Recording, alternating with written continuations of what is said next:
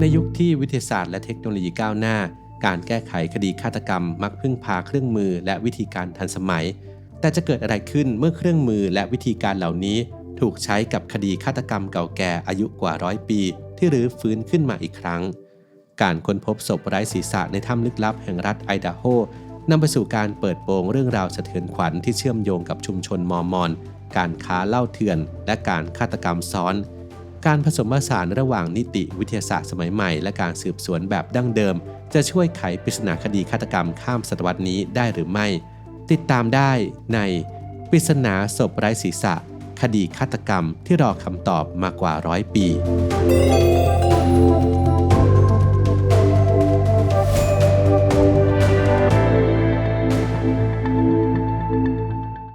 1. จุดเริ่มต้นปริศนาในปี 1979 ในถ้ำห่างไกลของเมืองดูบอยส์รัฐไอดาโฮเด็กหญิงวัย 11 ปีที่กำลังมองหาหัวลูกธนูที่หายไปเธอกลับต้องเผชิญกับการค้นพบที่น่าตกใจเมื่อเธอพบศพที่ถูกตัดแยกชิ้นส่วนซุกซ่อนอยู่ในโพรงถ้ำสภาพศพที่พบมีเพียงลำตัวไร้แขนขาและศีรษะแต่น่าแปลกที่ยังคงสภาพดีราวกับได้รับการรักษาสภาพไว้ถ้ำแห่งนี้มีลักษณะพิเศษที่ช่วยรักษาสภาพศพไว้ได้อย่างดีด้วยอุณหภูมิที่คงที่ตลอดทั้งปีไม่ว่าจะเป็นฤดูร้อนหรือฤดูหนาวทำให้ศพแห้งกลายเป็นมัมมี่ตามธรรมชาติบนร่างของศพยังคงมีเสื้อผ้าติดอยู่ประกอบไปด้วยเสื้อเชิ้ตลายทางสีฟ้าเสื้อสเวตเตอร์ขนสัตว์สีแดงเข้มและกางเกงขนสัตว์สีดำซึ่งลักษณะของเสื้อผ้าบ่งบอกว่าศพนี้น่าจะเสียชีวิตในช่วงทศวรรษที่ 1920เจ้าหน้าที่ได้พยายามค้นหาชิ้นส่วนที่เหลือในบริเวณใกล้เคียงโดยใช้วิธีขุดค้นแบบตารางกริดแต่ก็ไม่พบชิ้นส่วนอื่นใดเพิ่มเติมทำให้การระบุตัวตนของศพเป็นไปได้ยากและคดีนี้ถูกบันทึกไว้เป็นเพียงแค่คดีชายนิรนามที่ดูเหมือนจะไม่มีวันได้รับคำตอบจนกระทั่งมีการค้นพบครั้งใหม่ในอีก12 ปีต่อมา 2. การค้นหาความจริง12 ปีผ่านไปในปี 1991 นักล่าโบราณวัตถุที่เข้ามาในถ้ำแห่งเดียวกันนี้ได้พบกับการค้นพบครั้งใหม่ที่น่าตกใจไม่แพ้ครั้งแรกเมื่อเขาพบแขนของศพโผล่ขึ้นมาจากพื้นดินในระยะที่ห่างออกไปราว 25-30 หลาจากจุดที่พบลำตัวสภาพของแขนยังคงสมบูรณ์เช่นเดียวกับลำตัวและที่สำคัญคือยังมีเสื้อผ้าติดอยู่ซึ่งตรงกับเสื้อผ้าบนลำตัวที่พบก่อนหน้านี้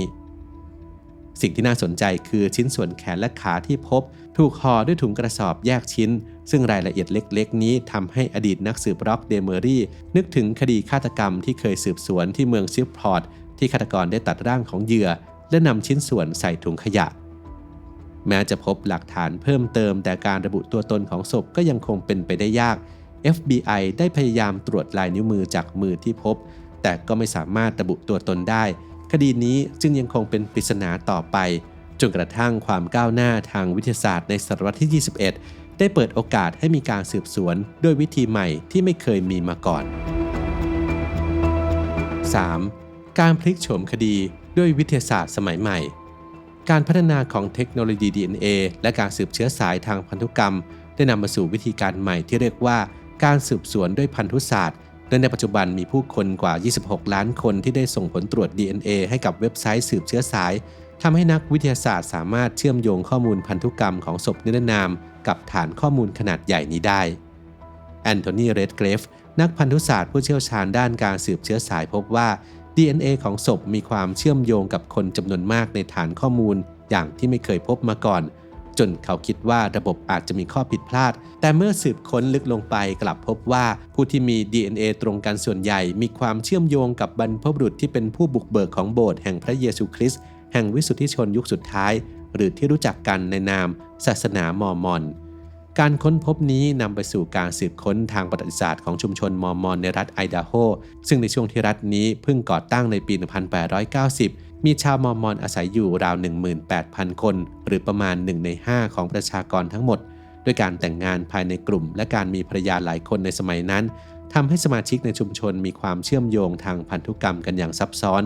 และในที่สุดการสืบค้นก็นำไปสู่การระบุตัวตนของศพว่าคือโจเซฟ เฮนรี่ เลิฟเลสชายผู้มีประวัติชีวิตที่น่าสนใจและซับซ้อน 4. เบื้องหลังของโจเซฟ เฮนรี่ เลิฟเลส โจเซฟ เฮนรี่ เลฟเลสเกิดเมื่อวันที่ 3 ธันวาคม ปี 1870 แต่งงานกับแอกเนสในปี 1896 และอาศัยอยู่ในเมืองโซดาสปริงส์ในปี 1910 เขาทำงานเป็นคนดูแลม้าที่โรงแรมซึ่งมีหน้าที่ดูแลม้าของแขกที่มาพักและมีลูกด้วยกันถึง 4 คนแต่ชีวิตที่ดูเรียบง่ายนี้กลับแฝงไปด้วยความลับที่น่าตกใจหลังจากย้ายจากโซดาสปริงส์ครอบครัวเลฟเลสเดินทางไกลกว่า 130 ไมล์ไปยังชุมชนมอร์มอนในเมืองเบอร์ลีย์ที่นี่เขาได้เริ่มต้นอาชีพใหม่ในฐานะผู้ค้าเหล้าเถื่อนซึ่งในยุคนั้นการค้าเหล้าเถื่อนเป็นวิธีหาเงินที่รวดเร็วโดยอาศัยความแตกต่างของกฎหมายในแต่ละเขตปกครองเนื่องจากบางเขตอนุญาตให้ขายเหล้าได้ในขณะที่บางเขตห้ามขายโดยเด็ดขาดเลฟเลสถูกจับได้หลายครั้งในข้อหาลักลอบขายเหล้าแต่เขามักจะหลบหนีจากคุกได้เสมอและทางการสมัยนั้นไม่ได้จริงจังกับการติดตามตัวเขามากนักเพราะไม่ได้มองว่าเขาเป็นอาชญากรที่อันตรายจนกระทั่งครอบครัวได้ย้ายมาที่เมืองดูบอยส์ในเขตปกครองคลาร์กที่ซึ่งชีวิตของพวกเขาจะต้องเผชิญกับโศกนาฏกรรมครั้งใหญ่ 5. ปมปริศนาการฆาตกรรมซ้อนเรื่องราวพลิกผันเมื่อมีการค้นพบว่าแอกเนส เลฟเลสภรรยาของโจเซฟถูกฆาตกรรมอย่างโหดเหี้ยมในเมืองดูบอยส์โดยในตอนแรกเธอใช้นามแฝงว่านางสมิธหนังสือพิมพ์ในยุคนั้นรายงานว่าเธอถูกฆ่าหลังจากกลับจากงานเต้นรำที่เธอไปทั้งที่ถูกห้ามไม่ให้ไปร่วมงานด้านคนร้ายใช้ขวานจู่โจมขณะที่เธอนอนหลับจนศีรษะเกือบขาดจากร่างในตอนนั้นตำรวจได้ออกหมายจับชายคนหนึ่งชื่อวอลแคนส์ในข้อหาฆาตกรรมลักษณะของผู้ต้องสงสัยตรงกับโจเซฟ เลฟเลสอย่างน่าประหลาดทั้งอายุประมาณ40 ปีส่วนสูง5 ฟุต 8-9 นิ้วผมสีน้ำตาลเข้มและสวมเสื้อสเวตเตอร์สีแดงแต่ไม่มีหลักฐานชัดเจนครับว่าแคลนส์นั้นเป็นนามแฝงของเลฟเลสหรือไม่เมื่อมีการจับกุมผู้ต้องสงสัยได้และนำตัวไปคุมขังที่เมืองเซนต์แอนโทนีเขากลับหลบหนีจากศาลได้อย่างรวดเร็วและมีการพูดถึงการรวมตัวของชาวบ้านเพื่อประชาทัณฑ์ผู้ต้องสงสัยแต่ไม่มีบันทึกว่าพวกเขาจับตัวได้หรือไม่หลายคนอาจจะคิดว่าผู้ต้องสงสัยคือโจเซฟที่ฆ่าภรรยาของตนเองแต่จนกระทั่งมีการค้นพบศพของโจเซฟ เลฟเลสในถ้ำหลายปีต่อมาก็เลยทำให้คดีนี้ยิ่งซับซ้อนมากขึ้นไปอีกครับ 6. ความยุติธรรมที่ยังรอข้ามศตวรรษดร.เอมี่ ไมเคิลนักมนุษยวิทยาชีวภาพผู้เชี่ยวชาญด้านการวิเคราะห์บาดแผลได้ศึกษาร่องรอยบนกระดูกของเลฟเลสอย่างละเอียดและพบว่า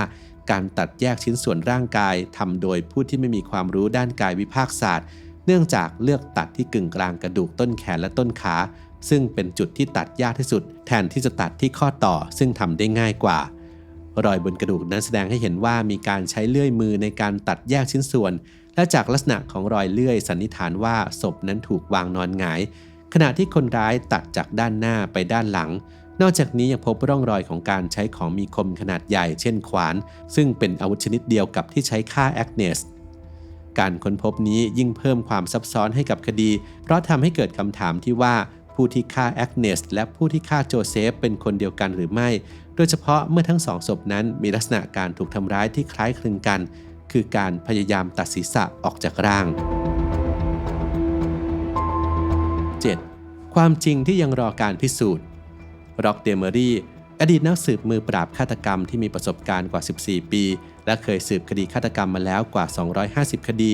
มีมุมมองที่แตกต่างจากสื่อส่วนใหญ่ที่รายงานว่าเลฟเลสเป็นฆาตกรที่ฆ่าภรรยาตัวเองเขาเชื่อว่าคดีนี้น่าจะเป็นเรื่องของความสัมพันธ์สามเศร้าเนื่องจากประวัติของเลฟเลสไม่เคยมีพฤติกรรมรุนแรงและการที่ภรรยาจะถูกฆ่าเพียงเพราะไปเต้นรำทั้งที่ถูกห้ามนั้น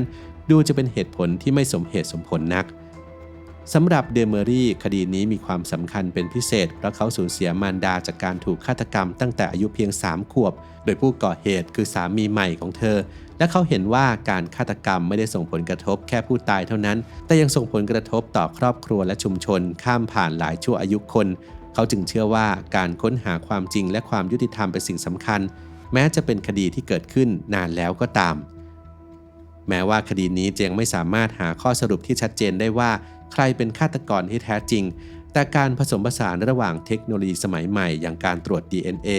การสืบสวนแบบดั้งเดิมและความร่วมมือจากหลายฝ่ายก็ทำให้เราได้เรียนรู้เรื่องราวทางประวัติศาสตร์ที่น่าสนใจและเป็นการตอกย้ำว่าความยุติธรรมนั้นไม่มีวันหมดอายุอย่างแน่นอนครับ